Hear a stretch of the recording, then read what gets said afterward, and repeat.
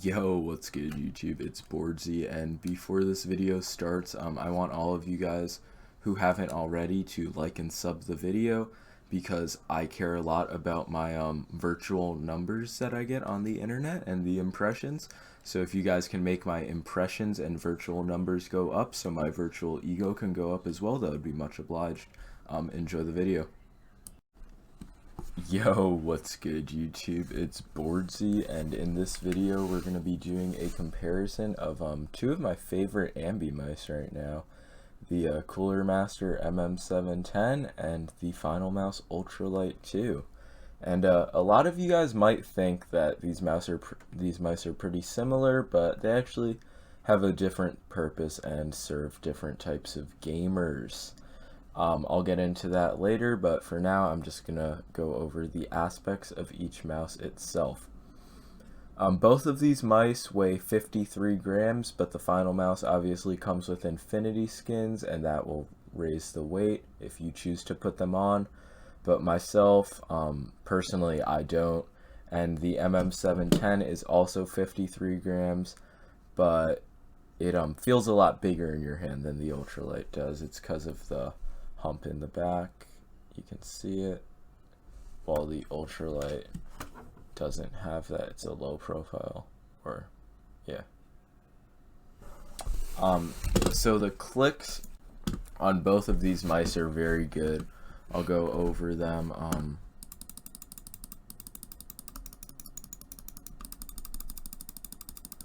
You guys know the Finalmouse has a really crispy, really firm, satisfying click, and it takes a bit of force to activate, but it's nothing too heavy, and it's just so crispy and good sounding. I just love the Finalmouse clicks, along with basically everybody else who uses a Finalmouse. The MM710 though, its clicks are a bit more hollow, but fuck, I just accidentally opened the clip, that's embarrassing. It's a bit more hollow, but it's still very firm and very crisp, and also a good bit lighter than the clicks on the Finalmouse, and also easier to jitter click. But overall, the clicks on both mice are really good. You're not going to go wrong with either. But I prefer the feel and sound of the Finalmouse, but I'm going to say the clicks are even. The scroll wheel. The Finalmouse has a scroll wheel with it's smooth, it feels like butter, and it has no defined steps whatsoever, which for a lot of people isn't gonna be very good, because a lot of you guys are gonna want to feel the defined steps and have a bit more of a firm feel on the scroll wheel. If this applies to you, then you're gonna love the MM710 scroll wheel. It's like a more refined version of a G Pro wireless scroll wheel, if any of you guys are familiar with that. Has very defined steps. It feels like the G Pro wireless's scroll wheel, very like rigid, but not too rigid, and it's also pretty thin, and both of them have perfect placement on the respective mice. So the scroll wheel, I'm gonna say, goes to the MM710. The MM710's is a bit harder to click down than the Finalmouse, but no problems there with either. The side buttons. The Finalmouse has my favorite side buttons. Sometimes I honestly just pick it up and click the side buttons for fun. They're super light, super crisp, and very clicky. Like, they have a bit of travel, but they're so crisp and easy to click in that it really mitigates the issues caused by the travel. Like the pre-travel, I mean. They're really good. You can hit both of them super easily, and they're just great. The MM710, on the other hand, it has nice side buttons. They definitely get the job done. They're obviously less crisp and a bit more hollow sounding, but they're not bad nonetheless. You can still click both of them down at the same time.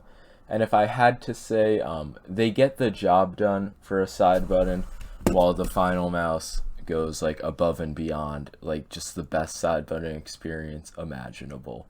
And you guys might think I'm like dick riding the Finalmouse, but the only way you would think that is if you are poor and have never used a Finalmouse. Both of these mice have DPI buttons. I'm not going to go into that. The Finalmouse, of course, doesn't have software, which can be an issue to a lot of us gamers, while the MM710 has some of the best software I've ever used. So if that's like factored into your decision, just know the MM710 is going to be better for you. That's about it for the top of the mouse. Now let's get into the cables. The cable on the Finalmouse isn't the best. For the new waves of mice being released with paracord-like cables, it just doesn't feel as wireless in hand as a lot of the newer mice do. I'm not saying it's not a new mouse, I hope you guys get what I'm trying to say, but the cables, it's just a bit stiffer and less flexible than a lot of the newer cables. So if you want to improve it, you can obviously paracord it, and if you guys can get in touch with Photon Wire, which I can't for whatever reason, I suppose you could order one of those as well. But the cable, it obviously works fine. If it's in a bungee, it's not going to affect you while you're gaming, but there is a higher standard of cable available, and I would have liked to see it implemented on the Finalmouse. And now for the MM710. It has a lot more flexible and looser of a cable. I'd say it's most similar to the old Model O cable and the G-Wolves cable. It's like they had a baby and formed a kind of thick but very flexible cord, and I like it a lot. It's I don't feel a need to paracord this mouse in the same way I do with the Finalmouse, even though I'm probably not gonna paracord my Finalmouse. But yeah, it's a better cable. So the cable, that also goes to the MM710. And now the sensors. The Finalmouse uses a 3360, the MM710 uses a 3389. The 3389 is the better sensor, but this isn't a noticeable difference in game. But yeah, both of them track very well. I've had no issues with either. And yeah, I'm gonna give the point to the MM710, but there's no issues with the 3360. It is just that it has the on paper technically better sensor. The feet, the Finalmouse and the MM710 both use 100% virgin PTFE feet, but the glide on the MM710 is a lot better.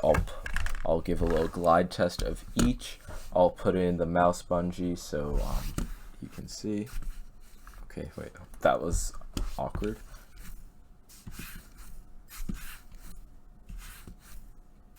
Yeah, you can see that. And now let's do the MM710.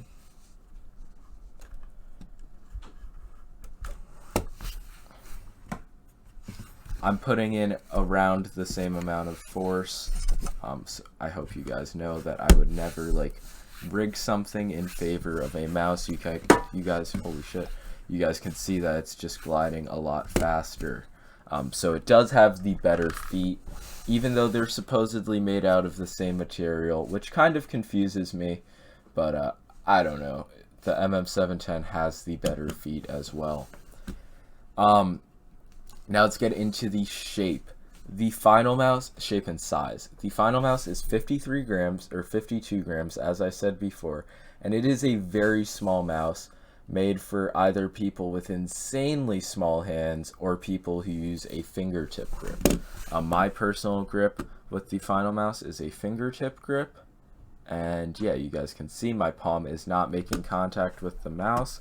And when I play, it does feel good in my hand. I've been using it a lot more recently, and I've actually gotten a pretty solid grip with it. And I like it a lot. This mouse, it's super light, feels good in your hand once you get used to it, and I feel like there's a lot of aiming potential with this mouse once you get used to it.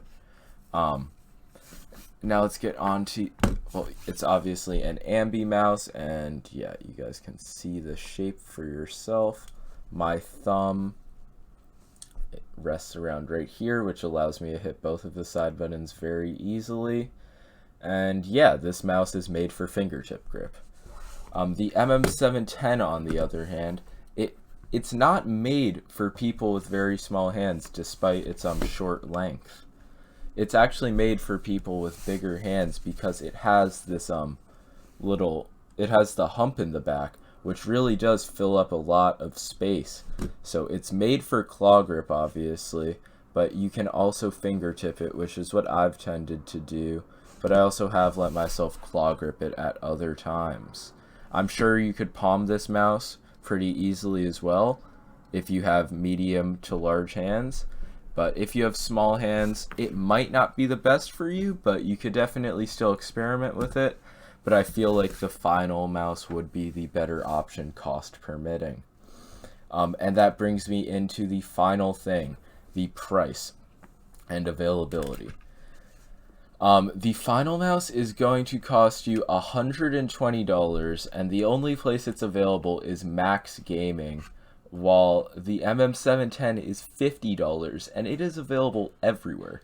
It's available in stores, it's available in any online retailer, and yeah, it's just overall a lot more available.